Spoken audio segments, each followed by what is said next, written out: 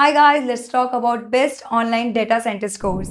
But before moving ahead, let's first understand what data science really is. Data science is the field of extracting meaningful insight and knowledge from structured and unstructured data using techniques from statistics, mathematics, and computer science.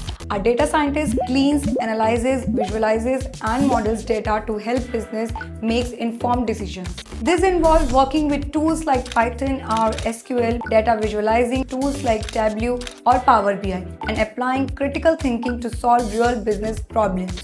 The core skill in data science includes data cleaning, data analysis, statistical modeling, machine learning, and communicating findings effectively.